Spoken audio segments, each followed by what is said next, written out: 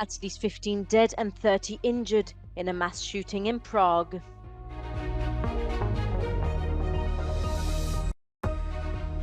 Hamas says there will be no more hostage talks until Israel stops attacking Gaza. Russia steps up its attacks on regions of western Ukraine, far from the front line.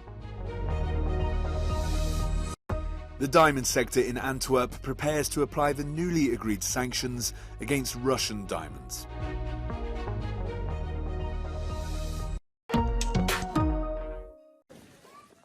At least 15 people have been killed and 30 injured in a mass shooting in the center of Prague. The individual responsible for the shooting is also deceased, according to local authorities. Prague's mayor confirmed the evacuation of the philosophy department at Charles University, located in the square. Czech police advised people to leave the surrounding streets and stay indoors. Czech Interior Minister assured the public that no additional assailant was present at the scene.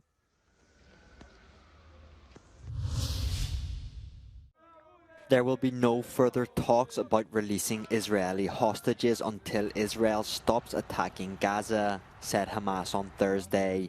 Earlier, Hamas was reported to have refused an Israeli suggestion for a 7-day truce like the one in late November.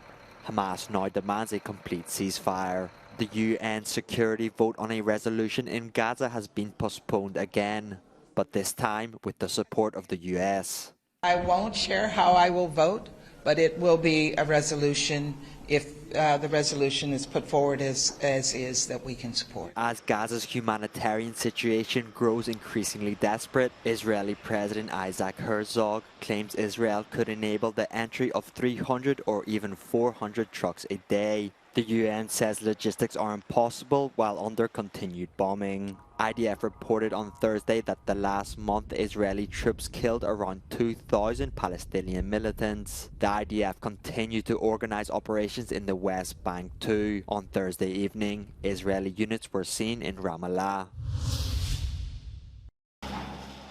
In Ukraine, around 35 Shahed drones were launched by Moscow on several towns in the eastern and southern parts of the country.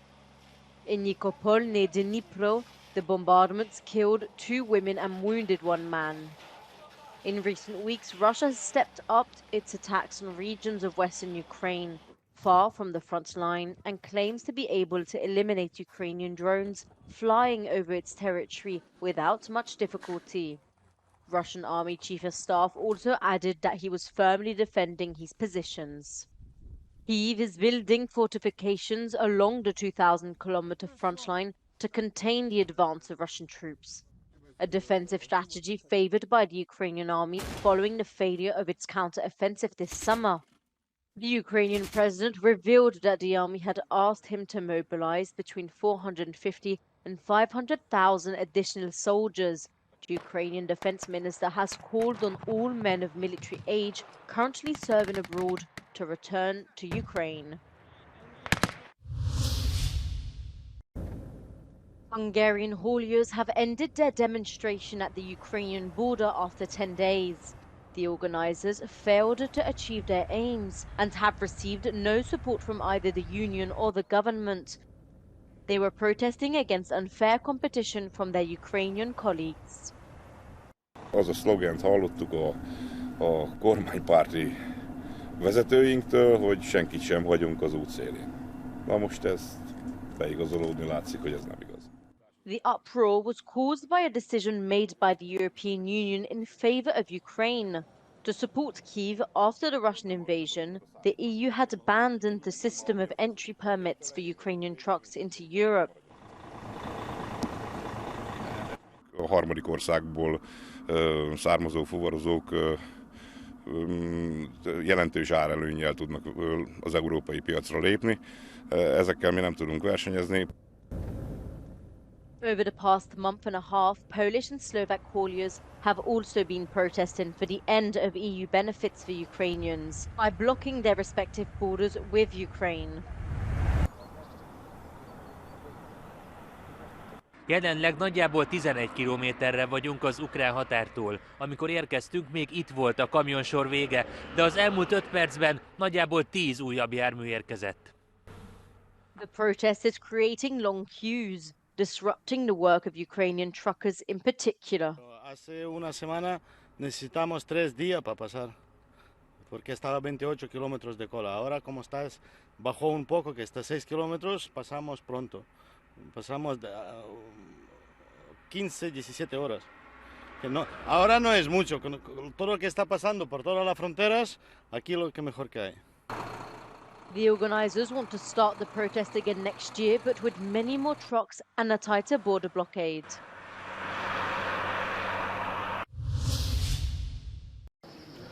The diamond sector in Antwerp is preparing to apply the newly agreed sanctions against Russian diamonds. After months of deliberation, the new measures agreed between the G7 and EU countries will start working progressively from January the 1st. The first to be hit will be rough diamonds, of which Russia is the largest exporter globally, with 30% of the total production by volume. But tracking diamonds isn't easy. This will be a blockchain system where the transformation of a diamond is fully recorded and that you can track basically what is going on with the diamonds. Every diamond that will be sold in countries that impose the sanctions will have to travel first to Antwerp in Belgium to be certified. Through this system, the Belgian city will not be as hard hit by the sanctions aimed at punishing Russia. So Antwerp has been always the most important trading hub for diamonds, yes. We were losing that with the current system in place, which I think is a really good system. The flows will come back to the European Union and you have an impact. Having both the G7 and EU on board was key to ensuring that the system would actually hit Russia and the diamonds will not be sold elsewhere. Both buy around 70% of diamonds globally. In 2021, Russia exported $400 billion worth of diamonds, most of them by a single company, Alrosa.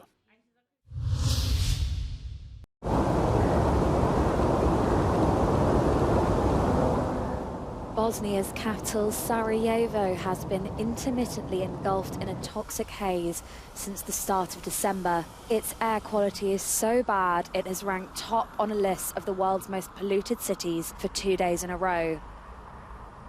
The Swiss air technology company IQ Air compiles a real-time list of city air quality, rating from good to hazardous. On Wednesday, it put Sarajevo's air quality in the very unhealthy category. It's not a new problem.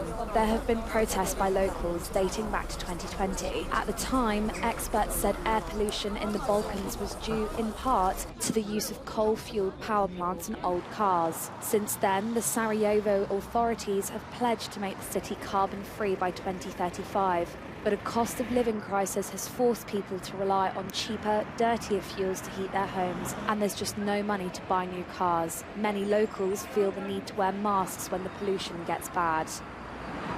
Maske, ja mislim da se ne moraju nositi maske iz prostog razloga što najopasniji dio aerozagađenja, a to je takozvana fina prašina, PM2,5 i PM1, bez problema prolazi svaku masku i ulazi u plućnu barijeru. Provija i plućnu barijeru i ulazi u krvotok. Dakle, imali mi, nemali masku. Sarajevo has to do something, and the city has been included among 100 others the European Union is helping to reach net zero emissions. It's currently developing action and investment plans for climate neutrality across all sectors. Lyon's Lumiere Institute welcomed a famous filmmaker, perhaps the greatest living documentary filmmaker of them all. Frederick Wisman, with almost 50 films to his credit, came in person at age 93 to present his new film Menu Plaisir, Les Trois Gros.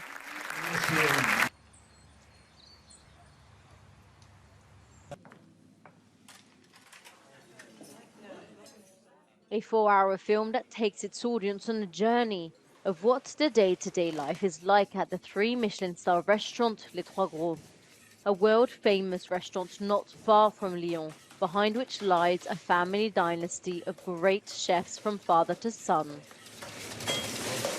I think the Trois Gros, César and Michel, are artists, and what you see is their art being produced, even though it's ephemeral and it's consumed quickly. But they are artists in every sense of the word that painters or writers are artists.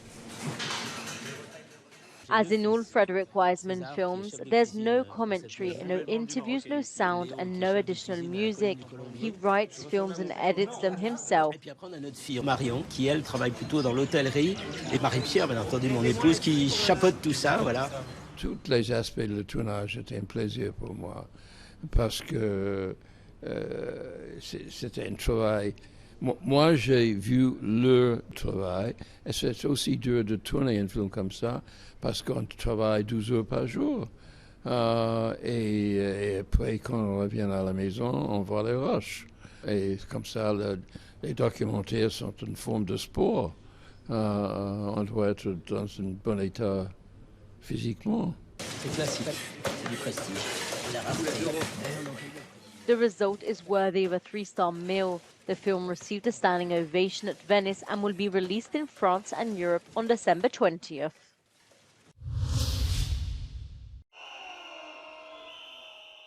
Several hundred Serbian citizens rallied once again in the capital Belgrade to protest against alleged voter fraud. It follows calls by the main opposition camp to object to the weekend's election results that have been marred by reports of irregularities. The government has reportedly agreed to rerun the polls in some areas, but the members of the coalition Serbia Against Violence say they will seek the annulment of elections at all levels.